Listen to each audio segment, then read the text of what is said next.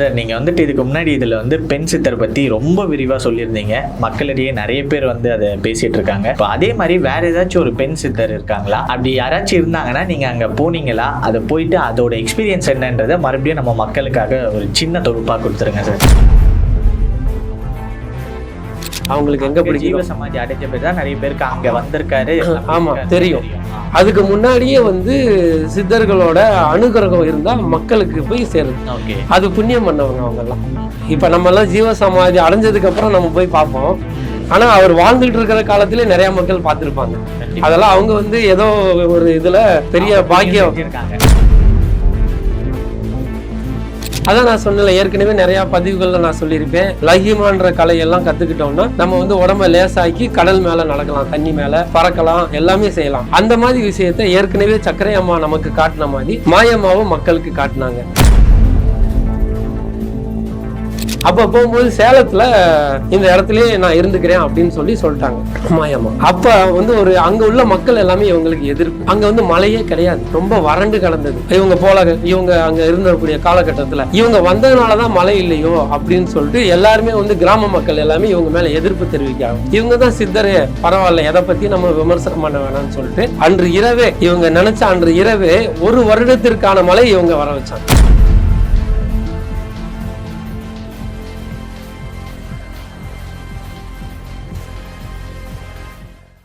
வணக்கம் சார். வணக்கம் சார், நீங்கள் வந்துட்டு இதுக்கு முன்னாடி இதில் வந்து பெண் சித்தர் பற்றி ரொம்ப விரிவாக சொல்லியிருந்தீங்க. மக்களிடையே நிறைய பேர் வந்து அதை பேசிகிட்டு இருக்காங்க. இப்போ அதே மாதிரி வேறு ஏதாச்சும் ஒரு பெண் சித்தர் இருக்காங்களா? அப்படி யாராச்சும் இருந்தாங்கன்னா நீங்கள் அங்கே போனீங்களா? அதை போயிட்டு அதோட எக்ஸ்பீரியன்ஸ் என்னன்றதை மறுபடியும் நம்ம மக்களுக்காக ஒரு சின்ன தொகுப்பாக கொடுத்துருங்க சார். கண்டிப்பாக சொல்கிறேன். நான் பெண் சித்தர்கள் இன்னொருத்தவங்களை பற்றி நான் அவங்கக்கிட்ட சொல்கிறேன். ஓகே. அவங்க வந்து பார்த்தீங்கன்னா மாயம்மா. ஆமா, அவங்களோட ஜீவ சமாதி வந்து பாத்தீங்கன்னா சேலத்துல இருக்கு. ஏற்காடு போற வழியில இருக்கு. அந்த இடத்துல போற வழியிலே இருக்கு மாயம்மாவோட ஜீவ சமாதி. அவங்க வந்து பாத்தீங்கன்னா பெண் சித்தர் தான். ஏற்கனவே நான் வந்து பெண் சித்தர் திருவான்மியூர்ல இருக்கக்கூடிய சக்கரை அம்மாவை பத்தி சொன்னேன். எனக்கு ரொம்ப மகிழ்ச்சி. ஏன்னா நாம வந்து சித்தர்களை பத்தி சொல்றோம் அப்படின்னா சாதாரண விஷயம் கிடையாது. அவங்களோட அனுமதி இல்லாம நான் எதுவும் பேச முடியாது. ஏன்னா நான் சித்தர் கோயிலுக்கு போகலாம், செய்யலாம். ஆனா அவங்க எனக்கு சொன்னாதான் நான் செய்யவே முடியும். அந்த மாதிரி தான் மாயம்மாவோட ஜீவ சமாதி வந்து நான் நிறைய தடவை போயிருக்கேன்.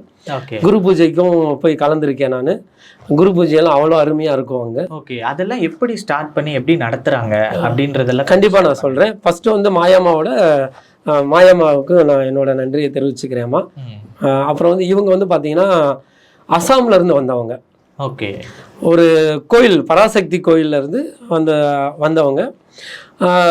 இவங்களோட பேரு எல்லாமே யாருக்கும் தெரியாது. இவங்களோட பொதுவாகவே வந்து சித்தர்களோட பிறப்பு இறப்பு எல்லாம் யாராலையும் கணிக்க முடியாது. அவங்களோட பூர்வீகம் என்ன, எங்க இருந்து வந்தாங்க, யாருக்குமே தெரியாது. அது ஒரு மாயமா தான் இருக்கும் எப்பயுமே. நீங்க எந்த சித்தர் எடுத்தாலும் சரி, சித்தர் வந்தாருப்பா, எங்க இருந்து வந்தாருன்னு தெரிலப்பா, ஆனா 10 ஆண்டுகளா இங்க இருக்காருப்பா, இந்த கோயில்ல இருக்காரு, அவங்க தேர்ந்தெடுத்து அங்கதான் உட்காருவாங்க. அவங்களுக்கு எங்க பிடிக்கும் ஜீவ சமாதி அடைஞ்ச பேர் தான் நிறைய பேருக்கு அங்க வந்திருக்காரு. ஆமா தெரியும். அதுக்கு முன்னாடியே வந்து சித்தர்களோட அனுகிரகம் இருந்தா மக்களுக்கு போய் சேருது. அது புண்ணியம் பண்ணவங்க அவங்க எல்லாம். இப்ப நம்ம எல்லாம் ஜீவ சமாதி அடைஞ்சதுக்கு அப்புறம் நம்ம போய் பார்ப்போம். ஆனா அவர் வாழ்ந்துட்டு இருக்கிற காலத்திலே நிறைய மக்கள் பார்த்திருப்பாங்க. அதெல்லாம் அவங்க வந்து ஏதோ ஒரு இதுல பெரிய பாக்கியம். ஆமா, ஒரு சித்தரை நம்ம கண் கூட உட்கார்ந்து பேசுறோம், அவர்கிட்ட போய் பிரசாதம் வாங்கி சாப்பிட்றோம்னா அது சாதாரண நிகழ்வே கிடையாது. அது பெரிய ஆற்றல் நமக்கு அதெல்லாம் கிடைக்கிது. அந்த மாதிரி இப்ப மாயம்மான்றவங்க வந்து அசாம்ல இருந்து தான் வந்தவங்க. அவங்க வந்து பாத்தீங்கன்னா மிக அழகானவங்க. அப்ப அந்த கன்னியாகுமரிக்கு தான் வராங்க. அவங்க கன்னியாகுமரி வந்ததுக்கு அப்புறம் அவங்களோட அழகு வந்து ஆபத்துன்றதுனால ஒரே நாள்ல தோற்றத்தை மாத்திடுறாங்க, கொடூரமான தோற்றத்தை மாத்திடுறாங்க. இந்த உருவம் வந்து அழகா இருக்குன்றனால எவ்வளவோ ஆபத்துன்றத உடனே அவங்க என்ன பண்றாங்க, அவங்களோட சித்த நிலையில போய் உடனே ரொம்ப எப்படி சொல்றது, ரொம்ப கொடூரமான உருவத்தை மாத்திடுறாங்க. மாத்திட்டு அங்க வந்து வழிபோக்கா உட்காந்து ஏதோ ஒண்ணு கிடைக்கிறத வாங்கி சாப்பிட செய்ய அப்படிதான் அவங்க வந்து நடத்திட்டு இருந்தாங்க. வேற ஒன்றும் அவங்களுக்கு ஒரு சின்ன ஏதோ பெரிய இதெல்லாம் இது பண்ணிக்கல. அப்புறம் வந்து அவங்க எப்படி இந்த அளவுக்கு வெளியே தெரிஞ்சது அப்படின்னா, ஒரு சுற்றுலா பேருந்து வந்து பாத்தீங்க அப்படின்னா போயிட்டு இருக்கும்போது ஒரு நாய் மேல வண்டி ஏத்திருச்சு. ஓகே. அப்போ என்ன ஆச்சுன்னா அந்த நாயோட குடல் வெளியே வந்துருச்சு. உடனே பார்த்துட்டு இருக்கிறவங்க எல்லாம் அப்படியே தான் இருந்தாங்க. ஆனா இந்த மாயம்மா வந்து போய் அந்த நாயோட குடலை ஒட்டி ஒரு பக்கத்துல ஏதாவது ஒன்று வச்சு தைச்சு மண் எடுத்து மூடினாங்க. அந்த நாய் வந்து உயிர் பிழைச்சு எப்பயும் போல வந்துருச்சு. ஓகே. அன்னையில இருந்து அந்த நாய் அவங்கள விட்டு போல, அவங்க கூடயே தான் இருந்தது. ஏன்னா நமக்கு உயிர் கொடுத்தவங்கன்றது அந்த நாய்க்கு அது தெரிஞ்சிருச்சு. ஓகேங்களா? ஏன்னா உயிர் போய் உயிர் வந்ததுன்னா அது எவ்வளவு பெரிய விஷயம். அப்ப வந்து அவங்களுக்கு வந்து பவர் இருக்கு. அதுக்கப்புறம் வந்து பாத்தீங்க அப்படின்னா அங்க உள்ளவங்க எல்லாம் இவங்களை பத்தி நிறைய தெரிய ஆரம்பிச்சாங்க. தெரிய ஆரம்பிச்சதும் இவங்க எப்படின்னா திடீர்னு ஆள் கடலுக்குள்ள போவாங்க, திடீர்னு வருவாங்க. திடீர்னு பாத்தீங்க அப்படின்னா கடல் பாசி எடுத்து வாழை மட்டை வைப்பாங்க, அப்படியே யாக மாதிரி நடத்தும், அப்படியே நெருப்பு பத்திக்கும்.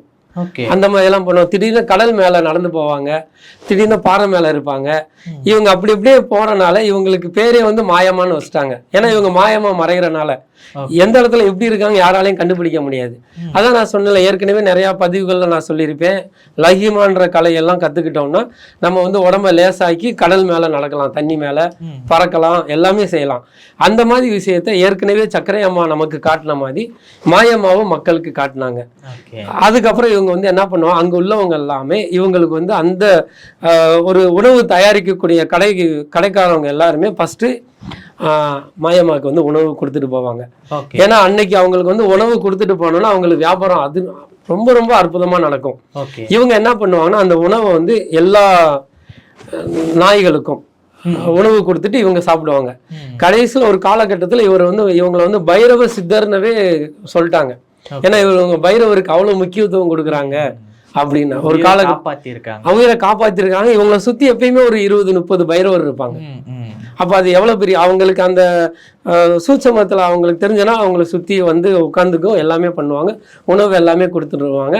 ஒருத்தர் வந்து வள்ளலாரோட டிவோட்டி, அவர் வந்து யதார்த்தமா இந்த அம்மாவை குருவா ஏத்துட்டு எல்லா இடங்களுக்கும் சுத்தி கூட்டு போறாரு இந்த மாயம்மாவை அவரோட வாகனத்துல. அப்ப போகும்போது சேலத்துல இந்த இடத்துலயே நான் இருந்துக்கிறேன் அப்படின்னு சொல்லிட்டாங்க மாயம்மா. அப்ப வந்து அங்க உள்ள மக்கள் எல்லாமே இவங்களுக்கு எதிர்ப்பு. அங்க வந்து மழையே கிடையாது, ரொம்ப வறண்டு கிடந்தது. இவங்க அங்க இருந்தக்கூடிய காலகட்டத்துல இவங்க வந்ததுனாலதான் மழை இல்லையோ அப்படின்னு சொல்லிட்டு எல்லாருமே வந்து கிராம மக்கள் எல்லாமே இவங்க மேல எதிர்ப்பு தெரிவிக்க ஆரம்பிச்சிட்டாங்க. இவங்கதான் சித்தரே, பரவாயில்ல, எதை பத்தி நம்ம விமர்சனம் பண்ண வேணாம்னு சொல்லிட்டு அன்று இரவே இவங்க நினைச்ச அன்று இரவே 1 வருடத்திற்கான மழை இவங்க வர வச்சாங்க. எவ்வளவு பெரிய விஷயம் பாருங்க. மழையே இல்லாதது மழையை வர வச்சு அந்த இடத்தவே செழிப்பமாக்குனாங்க. அதுக்கப்புறம் அங்க உள்ள கிராம மக்கள் எல்லாம் இவங்களை வந்து ரொம்ப வணங்க ஆரம்பிச்சுட்டாங்க. 1992 இவங்க வந்து ஜீவ சமாதி அடைகிறாங்க சேலத்துல. அதுக்கப்புறம் வந்து நிறைய பேர் வந்து ஏகப்பட்ட பிரபலங்கள் ஏகப்பட்ட பேர் வந்து அவங்க இருக்கும்போதே நிறைய பேர் வந்து பார்த்துட்டு போயிருக்காங்க. அதுக்கப்புறம் நிறைய பேர் இன்னைக்கும் அவங்களோட ஜீவ சமாதிக்கு போயிட்டு இருக்காங்க. என்னன்னா ஒரு மிராக்கல் நமக்கு நல்லா கண்டிப்பா கண் கூட நடக்கும். யார் வேணாலும் சேலத்துல இருந்தாலும் சேலம் போயிட்டீங்கன்னாவே நீங்க வந்து ஏற்காடு போற வழியில மாயம்மாவோட ஜீவ சமாதினாவே கண்டிப்பா சொல்லிடுவாங்க. அங்க இப்படி போய் பேர் கேட்டாலே காமிச்சிருக்கோம். சேலம் இறங்கி மாயம்மாவோட ஜீவ சமாதினாவே சொல்லிடுவாங்க, எல்லாருக்கும் தெரியும். ஏன்னா அந்த அளவுக்கு அவங்களோட சக்தி பயங்கர இது. ஏன்னா பெண் சித்தர்ல அவங்களுக்கு பெண் சித்தரே ரொம்ப ரொம்ப அரிது. அப்ப அவங்க எல்லாம் நமக்கு வந்து எவ்வளவு பெரிய பாக்கியம் நமக்கு கிடைச்சது. கண்டிப்பா நீங்க வந்து வாய்ப்பு கிடைக்கும் போது யாரா இருந்தாலும் இவங்க ஜீவ சமாதி போய் நல்லா வணங்கிட்டு வாங்க. முடிஞ்ச அளவு பிரசாதம் வாங்கி கொடுங்க, விபூதி கல்கண்டு எதுனாலும் வாங்கி கொடுங்க, உங்களால என்ன முடியுமோ செய்யுங்க, ரொம்ப திருப்தியா இருக்கும். எனக்கு ஒரு டவுட் இருக்கு, இப்போ சித்தர்னாலே மனுஷங்க கிட்ட இருந்து தள்ளி தான் இருக்காங்க. ஆனா ஒரு சில கேரக்டர்ஸ் மட்டும் ஏன் அவங்களுக்குள்ளேயே எப்படி அவங்களால அதை வச்சுக்க முடியுது? என்னன்னா வந்துட்டு இப்போ மக்கள் என்னதான் சொன்னாலும், நீங்க சொன்னீங்க இப்போ மாயம்மா வந்துட்டு ஒரு ஊருக்கு போனாங்க, அங்க மழை வந்து இவங்களாலதான் வரலன்னு சொல்லி அவங்கள கொச்சமா பேசுறது. நமக்கே ஒரு கட்டத்துல ஒரு மனுஷனா இன்னொரு மனுஷன் சொன்னாலே அதை தாங்கிக்க முடியாது. இவங்க சித்தர்லாம் எப்படி அதை தாங்கிக்கிறங்க? ஏன்னா அவங்களுக்கெல்லாம் நிறைய பவர்ஸ் இருக்கு, சொல்றவங்கள என்ன வேணாலும் பண்ணலாம். ஆனா அப்படி எல்லாம் பண்ணாம அவங்க எப்படி தனித்துவமாவே இருந்திருக்காங்க, சாந்தமா? அவங்க வந்து சித்தர்கள்னாவே சாந்தம் தான். அவங்க யாரையும் பழி வாங்குறதுக்காக இந்த பிறவி எடுக்கல, மக்களுக்கு நல்லது செய்யறதுக்காக எடுத்திருக்காங்க. பல விமர்சனங்கள் வரதான் செய்யும், அவங்களுக்கு தெரியும். ஏன்னா சித்த நிலைக்கு வந்ததுக்கு அப்புறம் தான் அவங்க நடைமுறைக்கே வராங்க. மக்களோட சந்திக்க வராங்க. அப்போ மக்கள் வந்து பல விமர்சனங்கள், எல்லாருக்கும் எல்லாரையும் பிடிக்காது. ஒரு விஷயத்த செஞ்சதுக்கு அப்புறம் தான் எல்லாருமே திரும்பி பார்ப்பாங்க. அந்த மாதிரி தான் இவங்கெல்லாம் வந்து யார் என்ன சொன்னாலும் அதை பற்றி எடுத்துக்க மாட்டாங்க.